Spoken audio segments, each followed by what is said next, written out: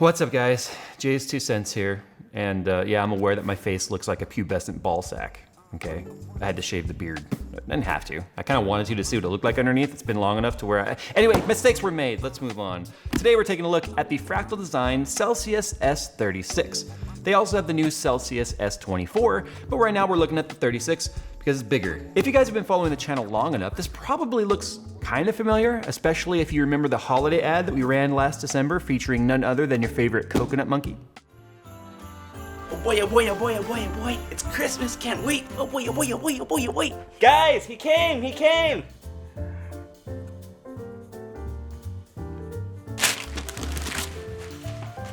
What time is it? Guys, I got a Fractal Design Kelvin S36. Oh no, it is like way too early for this. I'll get the coffee. But for reasons, the Kelvin wasn't available in North America, so that's why we now have the Celsius S36. So I figure what we'll do today is we'll just kind of do a little bit of an unboxing, and we'll see what you get in the package.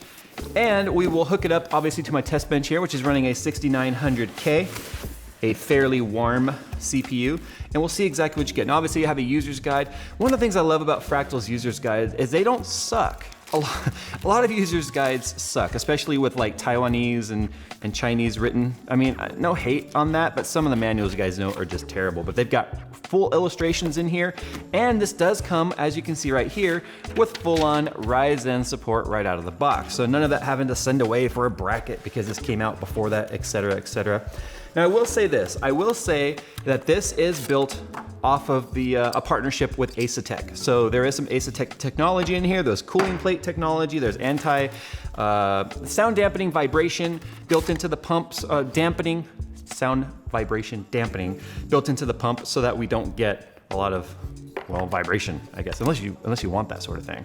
But we got 3 fans right here. These are Pwm X2 fans. So the blade design is very similar to the Venturi fan that we've seen, but these are obviously not Venturis. They're similar, but not identical, but they do have a very similar blade design to that. So they're very good and optimized for static pressure.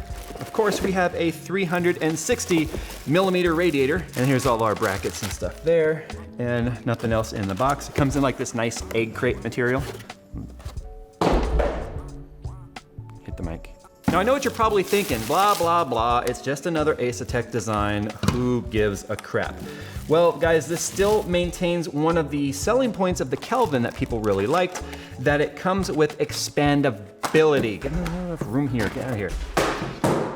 Now, just like the Kelvin, this has expandability in mind. So unlike other AIOs, which come sealed, this is actually intended for you to be able to open it up, service it, and expand it. So you can add other radiators, you can add other blocks, a reservoir if you want, I guess. So you could take this as sort of a starter kit and build upon it if you want. It's really nice to see how though the tubes are actually sleeved. We got some sleeved tubing here. It is rubber tubing, not FEP, so you have pretty good amount of flex in there. But I wouldn't go flexing on that too hard because remember, these are regular type of fittings.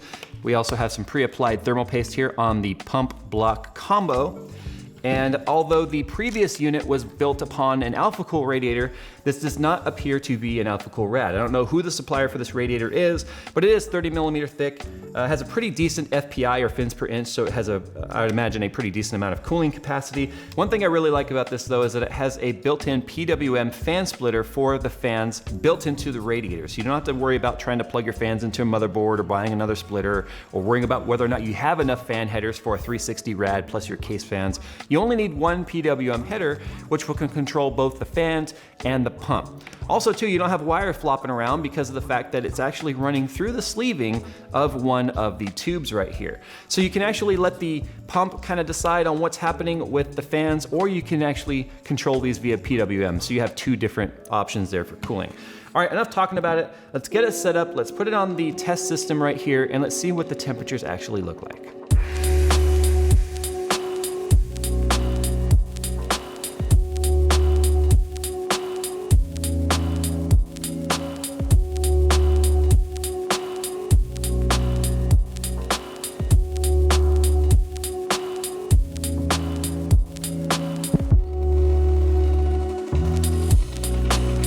The wires used with these fans are specifically meant to be used with this radiator. In fact, they're shorter than normal.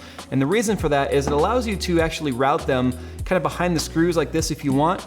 And when you plug them into the Pwm splitter right here, you don't have a bunch of slop and excess slack laying around. Here's the other side of it right there.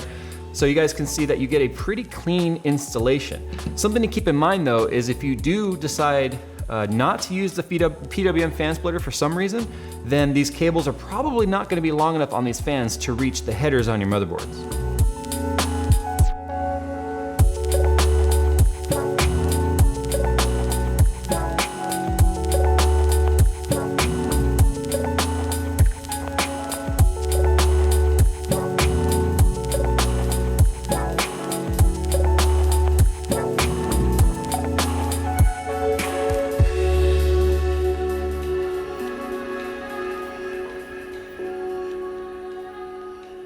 I had the test running for almost 25 minutes, and I want to talk about this chart that you see right here. The bit in the beginning there actually was maxing out at about 82C on the hottest core, averaging around 78C across all of the cores, which is not terrible, but that's a bit warmer than I'd like to see, obviously, on an overclocked CPU. Now, I'm asking a lot of this unit. I'm asking it to cool 8 cores with hyperthread running under a stress test with the auto setting, which kept the fans running right around 900 RPM. Now, when it dips down, what you see right there was a 10-minute test of me seeing what happens if I put the fans to 100%. And as you can see, the temperatures dropped about 12C across the board, averaging right around 71C average on the core, some down into the 60s, and I think one core actually went down to about 59C. So as you can see, there's a lot of headroom in this, and I feel like the built-in controller, when you have it set to auto, is a bit too conservative. It cares a little bit too much more about acoustics than it does about the fluid temp. Now, I don't have a fluid temp monitor on here. I don't know what the fluid temp got to, but I'll tell you that the end tanks on the radiator got pretty damn warm. But the second I flipped it to 100%, you can see the temperature immediately across the board came down, and the radiator actually cooled off to about room temp as well. I had Coconut Monkey test it and touch it, and he agreed that it was like, wow, it's actually not that warm. And then you can see where it started to come back up right here was where I put it back to auto, and you can see it immediately started ramping back up. And then I stopped the test now to be able to do this section. So let's go ahead and talk about the S36. Realistically, what you're getting here is an all-in-one cooler that offers expandability. So that makes it sort of a hybrid, if you will. You can expand it, which makes it kind of like a custom loop, but you're getting the compact installability. Is that the right word? No, you're shaking your head at me. You're getting compatibility with more cases than ease of installation. That's what I'm trying to say. So you're getting that with this. I would just maybe recommend though, setting it to PWM and controlling the fans yourself. It didn't speed up. That's the thing that kind of concerned me, was when it was in auto, the fan speed did not increase even though we hit 82C on one of the cores. But regardless, I still would highly recommend this because this triple unit here, as you see, the S36 is showing an MSRP of $119 US. And it's only $10 cheaper for the S240. So if you can fit the 36 or the 360 version, by all means do it. Having an extra 120 millimeters worth of cooling capacity, it's better to have more than you need than not enough.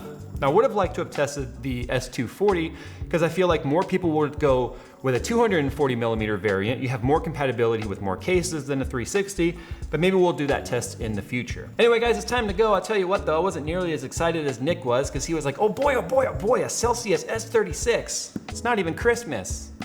He's over here, you can't see him, he's behind the camera right now doing this. I'm embarrassing him. All right, time to go, guys. You guys may have noticed by now too, I'm actually wearing a JayzTwoCents shirt. That's kind of weird. Not on sale yet, but soon. You guys have been bugging me for some merch, so I finally caved and did that. I'm selling out to myself. Time to go, guys. Tell me what you think about this cooler, and if you think there's any other AIO coolers I should take a look at, let me know, and I'll do the best I can to accommodate. With that said, time to go, and I'll see you in the next one. I'm gonna snap at my fingers. If I snap the fingers, will the video stop?